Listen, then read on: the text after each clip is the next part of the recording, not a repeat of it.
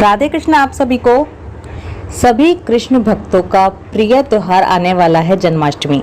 हिंदू धर्म में भगवान श्री कृष्ण की पूजा सभी संकटों से निकालकर सुख, समृद्धि और सौभाग्य का वरदान देने वाली मानी गई है। पलक झपकते ही सभी कामनाओं को पूरा करने वाले कृष्ण की पूजा के लिए भादो मास की कृष्ण पक्ष की अष्टमी को अत्यंत ही शुभ बताया गया है, क्योंकि द्वापर युग में इसी पावन तिथि पर भगवान श्री कृष्ण ने पृथ्वी पर जन्म लिया था। जन्माष्टमी व्रत को व्रतराज की उपाधि दी गई है। पुराणों के अनुसार जन्माष्टमी का व्रत करने से 1 करोड़ एकादशी के व्रत के बराबर पुण्य फल प्राप्त होता है। इसलिए जन्माष्टमी का व्रत हर किसी को जरूर ही करना चाहिए। जन्माष्टमी के दिन केवल वृंदावन या मथुरा में ही नहीं, बल्कि हर शहर के हर गली के हर मंदिर में धूमधाम से ये महोत्सव मनाया जाता है। घरों में भी झांकियां लगाई जाती हैं। बांके बिहारी जी, लड्डू गोपाल, अपने सेवित श्री विग्रह को तरह तरह से सजाया जाता है।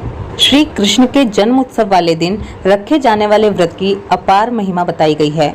अगर इस व्रत को विधि विधान से किया जाए तो व्यक्ति की सभी कामनाएं शीघ्र पूरी हो जाती हैं। संतान चाहने वाले को शीघ्र ही संतान की प्राप्ति होती है।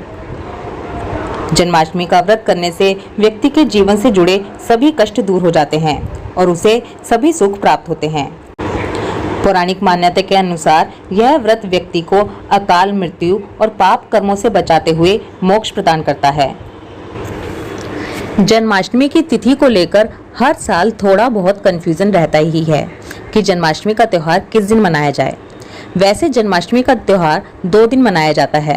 पहले दिन कृष्ण जन्मोत्सव मनाया जाता है और दूसरे दिन नंदोत्सव मनाया जाता है। श्री कृष्ण जन्माष्टमी भादो मास की अष्टमी तिथि को मनाया जाता है। कहा जाता है जब भगवान श्री कृष्ण का जन्म हुआ था तब भादो मास की अष्टमी तिथि थी और रोहिणी नक्षत्र था।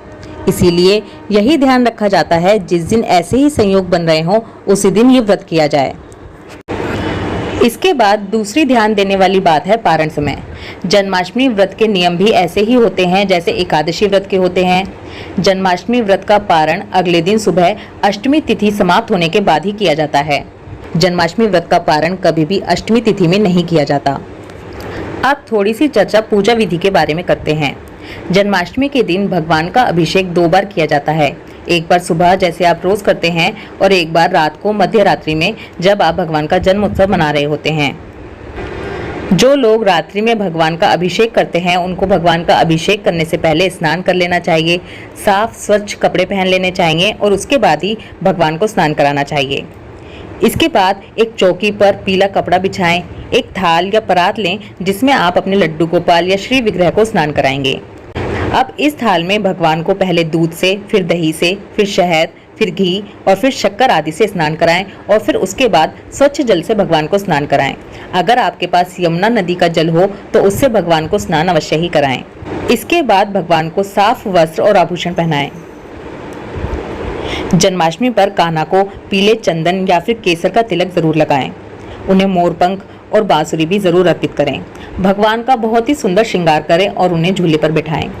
थोड़ी देर भगवान को झूले पर बैठाने के बाद उन्हें झूला झुलाने के बाद आप भगवान को शयन करा सकते हैं। जो भी कुछ भोग प्रसाद आपने भगवान कृष्ण को अर्पित करने के लिए बनाया है उन सभी का भगवान को भोग लगाएं।